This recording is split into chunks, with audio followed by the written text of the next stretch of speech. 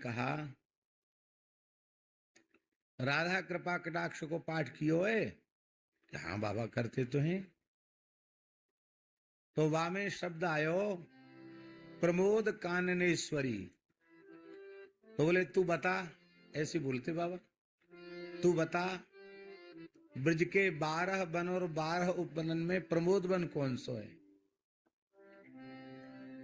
हम कहते बाबा आप ही बताओ। बोले प्रमोद वन यहां ना आए, प्रमोद वन तो श्री अयोध्या जी में है, प्रमोद वन तो श्री चित्रकूट में है, जो श्री सीताराम जी की नित्य रास विहार स्थली है।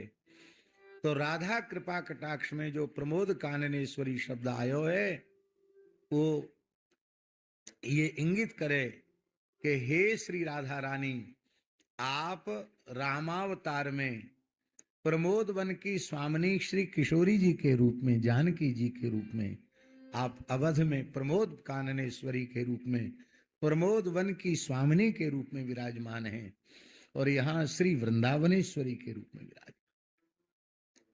तो बाबा कहते थे कि श्री राधा रानी और जानकी जी में भेद नहीं है, और कहते जब राधा रानी और जानकी जी में भेद नहीं है तो प्रमोद वन में और वृंदावन में भेद कहां से आया?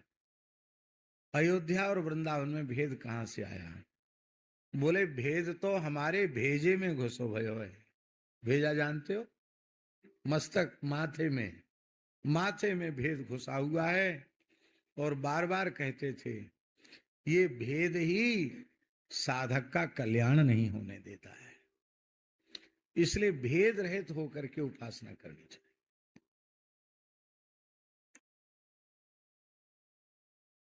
हम एक तुलसी की लकुट, हमको पहाड़ी बाबा ने जहां पहले तप किया रुदायन गांव में, तो वहां उसी रुदायन स्थान का एक सूखा तुलसी का पौधा था, बड़ा था।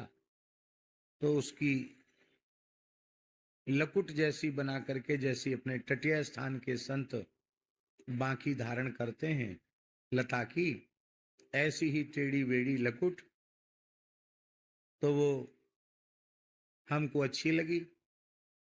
तो परिक्रमा में हम उस लकुट को हाथ में ले लेते। बाबा ने कहा ये कहा है?